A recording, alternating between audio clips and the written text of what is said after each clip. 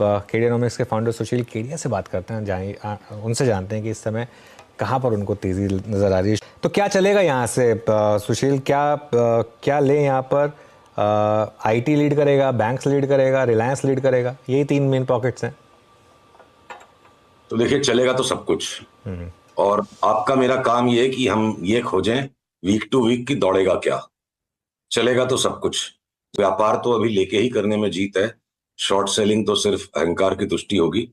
तो ज्यादा चलने में मुझे जो लगते हैं अलग अलग अवधि के लिए, एक अभी जय कुमार जी मेरे जीवन में पहले बॉस थे, सुन रहा था मैं बड़े ध्यान से उनको। अगर आइडिया सेल्यूलर की चार्ट में आपको दिखाऊं तो चार्ट पे भी देखिए, ये जो एंगुलर पैटर्न का ब्रेकआउट हो गया, अगला पड़ाव 14.25 और उसको क्रॉस करे तो 18। मुझे लगता है कि सट्टा ना करके इसको जो डिलीवरी उठाए, 21-22 रुपए का भाव एक वोडाफोन आइडिया में मिलना चाहिए। अगली चार्ट जो आपके दर्शकों के लिए मैं कुछ के लाया हूं, स्क्रीन पर कदाच शेयरिंग कर रहे हैं पीसीआर, ये मेरा अनुमान है। मुझे लगता है एमआरएफ का भाव 2 लाख रुपए हो जाए तो बड़ी बात नहीं है। अगला पड़ाव 1,75,000 और अगला पड़ाव 2 लाख। अब ये रातों रात तो नहीं होंगे, 3-4-5 महीने की बात है। तो भी अगर एक लार्ज कैप स्टॉक 50% बढ़ सकता है। नवीन फ्लोराइन पर हमारी पहले भी बात हुई थी, इसने इन्वर्टेड हेड एंड शोल्डर अब बना दिया है और आज ये और भी बड़ा ब्रेकआउट दे रहा है। तो अगला पड़ाव 3500, शनै शनै 4,000-4,200 तक चला जाए, मुझे कोई आश्चर्य नहीं होगा। पीवीआर पे हमारी कई बार बात हो चुकी है। अब पीवीआर ने भी वो inverted head and shoulder formation दे दिया। देखिए इस लाल लकीर के ऊपर अब ये डामाडोल हो रहा है इस लाल लकीर पे। कोई भी ये लिफ्ट ऑफ करे तो अगला पड़ाव 1650, इवेंचुअली 2200 की चाल लगती है। और मुझे एचपीसीएल, बीपीसीएल, आईओसी में बहुत खतरनाक तेजी लगती है। ये वॉलेटाइल ज्यादा रहेंगे ऑफ कोर्स। और अगर ईरान अगर अब वॉर में झोंक दिया जाएगा तो अच्छी बात है। ईरान को और ज्यादा तेल बेचना पड़ेगा, जितना खर्चा बढ़ाएगा उसको उतना तेल बेचना पड़ेगा। और अगर रशिया की तरह आप ईरान के भी तेल को इलेजिटिमाइज कर दोगे, तो अभी तो भारत का ऐसा दौर चल रहा है कि भारत जिस चीज में हाथ डाल देगा तो ईरान का भी इलेजिटिमेट तेल लेजिटिमेट हो जाएगा। तो तेल की शॉर्टेज मचेगी तो हमारे लिए नहीं मचेगी, यही अनुमान है। क्योंकि दुनिया में आज की तारीख में पाकिस्तान को छोड़ के सारे देश हमारे दोस्त हैं, पाकिस्तान और चीन को छोड़ के। तो ये एक अद्भुत समय में हम जी रहे हैं। तो तेल में ऐसे भी तेजी का रुख पकड़ नहीं पाया तेल इस वॉर के बावजूद।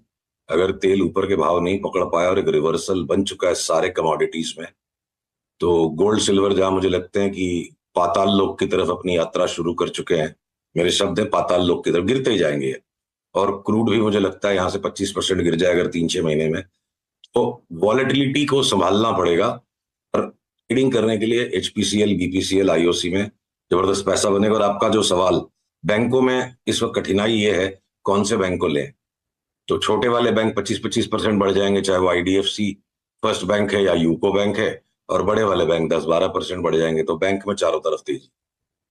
ओके, इसलिए फार्मा में आपका व्यू क्या है? फार्मा में बहुत सारे स्टॉक्स में हमने अच्छा मूव देखा। शुरुआत करते हैं यहाँ पे बायोकॉन से, अबाउट इंडिया, ज़ायरस, क्या अप्रोच रहेगी आपकी इन स्टॉक्स पे इस वक्त? देखिए, बायोकॉन डिलीवरी लेके जो बैठेगा तो वो आराम से 700 तक खड़ा रह पाएगा और बेच लेगा। जिसको ट्रेडिंग करनी है, अगला पड़ाव है कि बायोकॉन में जहां 282 का ब्रेकआउट आए, एक बार ये 330 तक उछलेगा। घूम फिर के इसके वॉलेटिलिटीज के साथ आ, हमें लगता है अगले 3-4 महीने में 400 तक की भी चाल है। और डिलीवरी लेके कोई शांति से बैठा रहे, साल भर का रुख ले, मुझे लगता है 700 तक भी जा सकता है। शॉर्ट टर्म ट्रेडिंग के लिए एल्केम, अबॉट, इन दोनों में खरीदारी करने के स्तर आने लग गए हैं। और ग्लैक्सो एक स्टॉक जो फ्यूचर्स में नहीं है, मुझे लगता है 1950 का ग्लैक्सो 2800-2900 बिक जाए तो कोई भी आश्चर्य नहीं होगा। तो सिलेक्टिव अपॉर्चुनिटीज फार्मा में भी है। और अक्रॉस द बोर्ड कोई पूरा फार्मा बढ़ जाएगा ऐसा नहीं, बहुत बढ़ा हुआ है पूरा सेक्टर। तो जिन जिन स्टॉक्स में अच्छा खासा पुल बैक आके एक प्रॉपर बाई सेटअप बन गया, हम अभी उन्हीं पर अपनी ऊर्जा को केंद्रित करेंगे। ओके, अच्छा सुशील, एक और स्पेस बैंक जिस पे चर्चा नहीं हुई, और बैंकों के बिना कोई भी चर्चा अधूरी होती है। पिछले 2 दिन से पीएसयू बैंकों में बड़ा अच्छा मूव नजर आ रहा है। एसबीआई, कैनरा बैंक, पीएनबी और मतलब जो डेरिवेटिव्स में नहीं भी हैं कैश के स्टॉक्स भी, आपका पीएसयू बैंकों पे इस वक्त व्यू, और अच्छा चेज करने लायक कौन सा बैंकिंग स्टॉक लग रहा है आपको इस वक्त? चेज तो इनकी लास्ट 2 साल में सब 5-5, 6-6 गुना हो चुके हैं स्टॉक्स। तो अब इस जोन से ट्रेडिंग अपॉर्चुनिटीज हैं। तो एक अगला उछाल 25% का यूको बैंक में, या आपके सारे ही छोटे वाले जो पीएसयू बैंक है, चाहे पीएनबी है, कैन बैंक है, ये सारे के सारे 20-22% बढ़ जाएं। और एसबीआई वैसे क्लासिफाइड है पीएसयू बैंक में, पर इस बैंक का बर्ताव और इसके स्टॉक का भी बर्ताव दोनों ही बिल्कुल प्रोफेशनल प्राइवेट सेक्टर बैंक जैसा है। तो 10% सारे लार्ज बैंक्स जो हैं, जो बैंक निफ्टी का हिस्सा है, 10% वो बढ़ जाए। और बंधन बैंक जिसकी चाल हमेशा ही विचित्र रहती है, बिल्कुल अलग ही दुनिया में अपना चलता है। तो देखिए, अगर सीआर इसकी चार्ट दिखा पा रहा है तो हो सकता है कि बंधन बैंक एक डार्क हॉर्स निकला है यहाँ से और इसमें 275 तक की चाल अब शुरू हो गई हो। तो मैंने जैसा कहा कुछ मिनट पहले, बैंकों में विडंबना ये है, किसको ले किसको न ले, पैसे तो मुट्ठी भरी है। बैंकों में ये विडंबना बहुत है, क्लियरली। अच्छा, बैटरी स्टॉक्स, टायर स्टॉक्स, इनमें कोई स्टॉक समझ में आ रहे हैं आपको? क्योंकि ऑटो एंसिलरीज में काफी शानदार मोमेंटम रहा है ऑफ लेट। साल भर पहले जब सबको बेचना था तो हमारी चार्ट्स को लेना था। अब जब स्टोरी आ गई, सब कुछ हो गया, सबने खा पी लिया, तो अब एग्जिट्स के ही संकेत हैं सब जगह पर। और उसमें से सिर्फ एक स्टॉक जिसमें अभी नया सौदा बना सकते हैं वो है एमआरएफ, जिसको मैंने आपसे डिस्कस किया।